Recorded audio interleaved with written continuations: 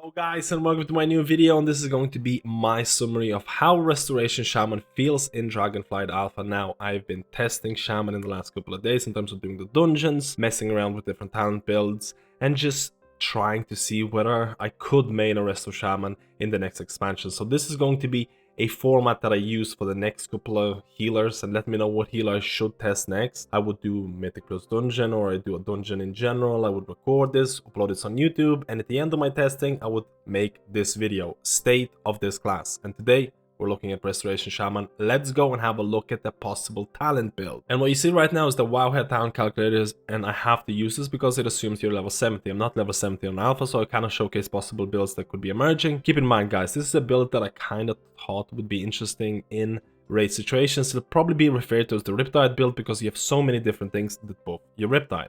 And straight away you'll notice that the class tree and the spec tree, there is an easy way to get a lot of the N tier abilities, which means more action buttons to press, which I know a lot of you might like or a lot of you might dislike, because Resto Shaman is looking to be pretty bulky in terms of how many abilities they will have and how many situational abilities they could possibly have based, again, whether you're doing raids, Mythic Plus, or you're doing specific bosses. So straight away, I don't want to spend too much time on it, but let's go to the class tree. You'll notice that the trees in general for Resto Shaman are pretty good because you have a lot of situational buttons that you can, again, if you don't want Windrush Totem, you can go Nature Swiftness. You have a lot of these situational abilities like Plains Traveler, which reduces the cooldown of Astral Shift by 30 seconds, which means you can use it more often, or maybe using something like Astral Bulwark, which makes your Astral Shifts stronger. So you can think about a situation that you're approaching and you'll be like, okay, I'll pick this. There's a lot of mobility. There is a lot of mobility Resto Shaman has straight away. Now, the reason I went down this route is because Gust of Wind. There's a lot of points that you're kind of sacrificing for mobility, but I think Gust of Wind, the fact that it's making a comeback, it's most likely going to be mandatory for a lot of content out there, because mobility, again, Resto Shamans in retail, they probably go Goblin, or they probably go Dwarf if they're pushing Mythic Plus, but mobility is something that Resto Shamans wanted, and Gust of Wind is making a comeback, which just makes it a pretty mandatory pick, in my opinion. But again, maybe you don't want it, depending on situations. And outside of that, you get things like Call of Elements. Resets the cooldown of your most recently used totem with the base cooldown shortened in 3 minutes. This does not work on things like Spirit Link Totem. This does not work on Healing Tide Totem because they have a 3-minute cooldown. Imagine if it worked with them, it would be wild. But Call of Elements, probably something that is going to be used with Cloud Wars Totem. We'll talk about Cloud Wars Totem later on as well, in order to optimize your bursts. Again, we're not sure if Cloud Wars Totem is going to be the way to go. It has been nerfed in terms of the amount of healing it's storing. It's not 30% anymore, it's 20%. So maybe Blizzard is a bit scared about Cloud Wars Totem being a bit mandatory. Outside of that, you can pick Poison Cleansing Totem. And the reason I picked this is because it's the easiest way to go into Stone Skin. And Stone Skin is going to be very situational, but it might be very situationally strong because summons a totem in your feet for 15 seconds, reducing physical damage taken by party members. So party members, I'm assuming it's only party. And again, this might be by 10%. This seems like a very, very scuffed version of Spirit Link Totem, because Spirit Link Totem reduces the damage taken by 10%. It's not only physical, but this is only physical, but it has a short cooldown. Could be used by a lot of raid content, possibly even Mythic Plus content, depending on the bosses. But again, situationally strong, maybe sometimes never used. And then you have Ancestral Guidance making a comeback, which I feel is going to be picked in Mythic Plus and raid situations because it fits into the healer role, healer support role, dealing damage and converting damage to healing. I think it feels pretty good. Again, I'm picking up Swirling Currents. If you don't need the reduction on your totems in terms of the cooldown, you can pick something like reducing the damage taken, so more survivability. I think this is a pretty, again, I think this is an interesting tree, and I think in Mythic Plus I would pick something very different because in Mythic Plus you could go a DPS route or a bit more of a DPS route. And now in terms of raid, again, I don't want to talk too much about talent trees. I don't want to spend too much time because a lot of this can change. But the reason I picked this talent tree, first of all, because I think Earth and Wall Totem is going to be interesting. Again, I'm assuming with Call of Elements and Earth and Wall Totem, that's going to be reduced. So more Earth and Wall Totems. So that's something interesting. And outside of that, Unleash Life has changed. Tidal Waves have changed. So Tidal Waves casting Riptide grants you 2 Tidal Waves. And Tidal Waves also reduces the cast time of Chain Heal. And the critical effect chance of your next healing surge increased by 30% instead of 40% on live servers. So there has been nerfs, buffs, whichever way you want to look at Tidal Waves. which I have a gripe about this, and I'll talk about this later on. And then they changed Unleash Life to basically be like a Soul of the Forest for Resto Druids. It now actually impacts or changes how your abilities work, which honestly is fantastic change. So you have talents like this. Wave Speaker's Blessing increases the duration of Riptide to 21 seconds instead of 18. You have Primordial Wave, which gives you Riptides. You have talents that increases the Healing Wave from Primordial Waves, the copies and all of that things. And then you have reduces the cooldown of Primordial Wave by 15 seconds. You can either go Continuous Waves or Tumbling Waves. Tumbling Waves is the gambler's choice, and the Continuous Waves is the more sensible choice if you don't like the orangey elements. You can have Primal Tide Core, which again, more Riptides. You can have Wellsprings, which works pretty well in raid situations and can be cheesed. Again, I haven't tested it cheesing, but we'll talk about this. And then you can have Undercurrents. For each Riptide active on ally, your heals are, again, it should be 1% more effective. There's a lot of issues on this kind of talent tree. Again, Echoes of Element, Lava Burst has additional charge. Riptide also has an additional charge. With this build, you could just spam Riptides on as many people as possible, have healing buff from Undercurrents, get more Riptides from Primordial Wave, Primal Tide Core, your Riptides last longer, and all of a sudden you're kind of like a Riptide, Resto Druid, Resto Shaman hybrid. And then you might have a possible build where you're going to replace Primal Tide Core for something like a Chain Heal spamming build, where you could go into these talents here, which increases your Chain Heal. And maybe Chain Heal is going to be a bit more of a obvious choice to use in raid situations. I don't know yet, I'm just speculating here right now, but I feel like there could be possible builds for Riptide, for Chain Heal, and then you're gonna have a completely different build for Mythic Plus, where I feel like you might go into maybe Earth and Harmony a bit more because you might want Ascendance and things like that. So let's go and talk about the good and the bad things about Resto Shaman based on this talent tree. So this is the alpha, and I've been testing my Resto Shaman quite a bit with the talent builds. There's quite a few things that are broken and just not working the way that they intended, but Blizzard has clarified that if you do spec into 2 Healing Stream Totems, you should get 2 charges. So now all of a sudden, again, I don't have 2 charges, which is broken. And then another thing is that Cloudburst Totem doesn't seem to work at all. So if I spec into Cloudburst Totem right now and I apply changes, I get Cloudburst Totem. Cloudburst Totem takes over Healing Stream Totem. So I'm not 100% sure if that's the intended purpose. That's how it works in retail, but there's no indication in terms of tooltip that it should do that. So that's something that I'm going to pay close attention in the next couple of weeks to see if that's the intended purpose. But you can see here Cloudburst Totem replaces Healing Stream Totem, and I'm assuming it should also have 2 charges because I have 2 Healing Stream Totems. But what happens in Alpha right now, if you press it, you just have Healing Stream Totem instead of Cloudburst. So it doesn't work at all. Again, this is Alpha, this is expected, a lot of things are going to be broken.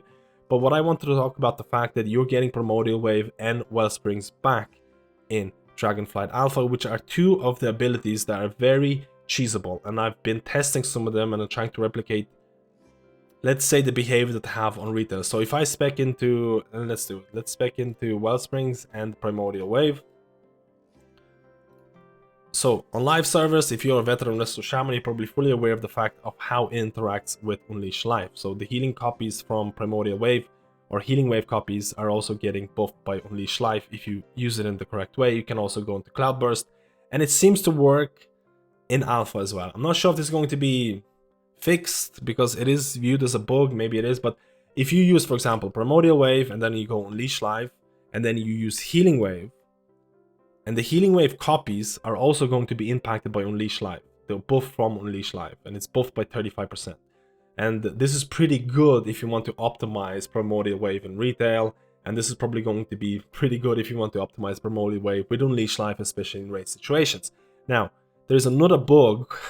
I keep saying it bugs, but it's cheesable. It's one of these things that make Resto Shaman a lot more interesting to play because you can optimize it in really interesting ways. So, Wellspring, if you've been playing Resto Shaman for a long time, let's say this is your raid group, and 2 of these people here need healing. They're about 50% HP, and you know there's going to be damage happening in 2 seconds. Your weak core is telling you in 2 seconds, everyone's going to take a huge amount of raid-wide AoE damage, and you can prime your Wellsprings in such a way that your cast finishes right before the damage comes out.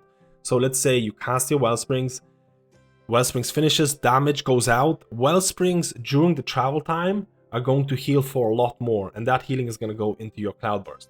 And all of a sudden, you can do a huge amount of damage. So let's say damage is happening in 2 seconds or something like that. You cast your Wellsprings, Wellsprings damage happens, and the bolts heal up people for a lot more. Now, this requires a lot of preparation, and it only works for a certain amount of bosses because you need to have boss where it just does huge amount of raid-wide AoE damage and it's all kind of scripted. I'm not sure if this is going to make in the alpha service. I haven't been able to test the Wellspring's behavior in alpha, but I'm assuming they haven't fixed it because they haven't fixed the primordial wave interaction. Maybe the code is very much a spaghetti code that they can't even fix it, or it takes too much effort to fix it. So there is a lot of ways to optimize Resto Shaman because you're getting abilities back from Shadowlands. Now, to showcase how certain talents work for Resto Shaman, now keep in mind the number, it's very different from the tooltip. I'm not looking at the number here. For each Riptide active on ally, your heals are 1% more effective. The numbers I probably will change based on how the scaling is going to work and how Blizzard is going to balance this. Because right now, for example, if you're in a race situation, you can apply Riptide on this guy, you can apply Riptide on this guy, you can use Primordial Wave on this guy. And if you have, like, you know, different talents, and now all of a sudden you have 3 stacks of undercutting, so your healing is increased by 1.5%. Now, the numbers, you know, they don't match the talent, and I'm assuming numbers are going to change, but this is how it kind of works. The more Riptides you have on kind of allies in a raid of 5-man situations, your healing is just straight up buffed, which feels pretty nice in terms of creating a raid environment where Riptide is going to be optimized more and more, and trying to get more Riptides out feels pretty good. Now, this, how do I say it? This doesn't seem to interact pretty nicely with the new tidal waves. For a lot of people who've been watching my last couple of videos in terms of dungeons, your tidal waves have changed. Now, Riptide gives you 2 stacks of tidal waves, and the casting time of your next healing wave, a chain healer reduced by 20%, and critical effect chance of your healing surges increased by 30%, on live services 40%. Now, Riptide gives you 2 stacks of this, and chain heal doesn't give you tidal waves anymore. But I feel like in race situations, you're going to be promoted or encouraged to use Riptide as often as possible in order to, you know, maintain your undercurrent buffs. Just Riptide is going to do a lot of healing and all of that things, and you're probably going to be overriding your tidal waves constantly, or it probably feels like you're going to be overriding your tidal waves constantly. And that also feels like in Mythic Plus environment, where you might be like, okay, I'll put Riptide on this guy and I'll put Riptide on this guy. All of a sudden, you could have had 4 tidal waves. Again, it only stacks up to 2, but you could have had 4 tidal waves. So it's not uncommon throughout the history of Resto Shaman to override tidal waves. Remember Nyalota in late BFA, you just spam chain heal all the time and you just override tidal waves all the time. I'm not sure how important tidal waves are going to be, but the fact that you have this build which promotes using Riptides all the time, you're probably going to be, and Riptide is the only way to get tidal waves. It feels a bit weird having to override it all the time, because let's say there's going to be a big, huge amount of damage happening in the next couple of seconds. You're spreading your Riptides, Riptide on this guy, Primordial Wave on this guy. You're overwritten so many tidal waves, and then you cast Healing Wave because you have Primordial Wave and you want to get the Healing Wave buff. You could have casted Unleash Life. You could have casted Primordial Wave, Unleash Life into Healing Wave to get the copies as well. So I'm not saying this is a bad thing, but maybe something to look at in terms of how to generate tidal waves. Now let's talk about Primordial Wave and possible changes for Primordial Wave that I would like to see. Now, Primordial Wave, I don't mind this ability because I think there is a lot of interesting interaction with Primordial Wave and Unleash Life, and makes Resto Shaman a lot more interesting, especially when you're trying to feed into Cloudburst. Now, Cloudburst is getting nerfed from 30% to 20% in terms of the amount of healing that it stores. And I can see why Blizzard is kind of scared about Cloudburst being mandatory, because maybe there's going to be more interesting ways of feeding into Cloudburst, especially with Unleash Life, with things like Healing Rain, where 2 additional allies are healed. And again, I'm a little bit scared about how Blizzard is going to approach Cloudburst. I feel Cloudburst is one of the abilities that make Resto Shaman actually interesting to play, because it creates, how do I say it, it makes it harder to play. All of a sudden, there's a lot of ways to try to feed into Cloudburst, there's a lot of cheesable ways of doing it, and all of a sudden, Resto Shaman feels a lot more, how do you say, the skill ceiling goes up a little bit. Without Cloudburst, Resto Shaman honestly is a very, very simplistic healer that has basically a priority system, and it doesn't have a lot of things that it needs to pay attention to. It's very reactive. Like, it'll be fully reactive healer if it doesn't have Cloudburst. With Cloudburst, you're kind of becoming preemptive healer. You kind of have to, you know, you have to keep track of abilities you use during Cloudburst. You have to keep track of when people need healing. So I know Blizzard doesn't want Cloudburst to be mandatory, but I also don't want Cloudburst to go away, because I think it's the only thing that makes Resto Shaman very interesting or more difficult to play. So another thing that I want to talk about is Primordial Wave. I talked about Primordial Wave, I talked about Wellsprings in terms of trying to cheese it and things like that, and going into Cloudburst. I haven't tested this fully yet in Alpha, so keep that in mind, because let's be honest, even if they are working right now in Alpha, doesn't mean they're going to be working when Dragonflight is released. But I would really like Primordial Wave to have an offensive ability like Elemental Shaman, where let's say you apply Flame Shocks on multiple targets, use Primordial Wave. Okay, use Primordial Wave, and then use Lava Burst, and Lava Burst is replicated on these targets. And that is an interesting part of Primordial Wave because it has an offensive ability and defensive ability. Let's be honest, you have talents where your Healing Rain deals damage right now, so you can use Healing Rain for offensive or defensive capabilities. Why not have the same thing for Primordial Wave? Primordial Wave should 100% have this capability because it would make it a far more interesting choice in Mythic Plus environment where healer damage is a lot more required. So that's something that I would personally really like to see in the next couple of builds. Now, while we're talking about Primordial Wave, it's also important to note how they're going to interact with certain talents, because right now, Focus Insight, casting Flame Shock reduces the mana cost of your next heal and increases healing effectiveness by 30%. The Flame Shock generated from Primordial Wave does not seem to work with this talent, which doesn't seem to be the right way. Honestly, I think this is just an alpha bug. I'm going to write a report and things like that, because right now, if you press Flame Shock normally, it gives you this buff. And I feel like Primordial Wave generated, or Flame Shock generated from Primordial Wave should also interact with this talent. And in terms of, to finish off the video, I think the talent build for Resto Shaman looks very interesting. I think it's very cool. Don't look at this right now because it's on level 60, but at level 70, you can have really interesting builds. The only kind of thing that I have to say, how am I going to get my keybinds? Having macros like, again, I misspelled it here, but having macros like this, where if I use this ability over myself, it casts Water Shield, and if I cast it without selecting anybody, it casts Healing Stream Totem. Having abilities which use a single keybind for different actions is probably going to be mandatory as Resto Shaman, because you're going to have a bunch of abilities depending on a situation, depending on whether it's going to be Mythic Plus or Raids. You have so much more mobility. Gust of Wind, your Ghost Wolf is getting buffed in so many different ways. Like, for example, in raid situations, I feel like if you're running, you might be running Thunderous Paws. In Mythic Plus situations, you might be running Spirit Wolf, depending on whether you need that defensive or damage reduction. Again, you have so many different what-if situation talents, but the mobility of Resto Shaman is looking more... You're looking like a pretty speedy boy, and I think that's really cool. You're also getting a bunch of abilities that now deal damage, and you have so many talents that also give you DPS in Mythic Plus situations.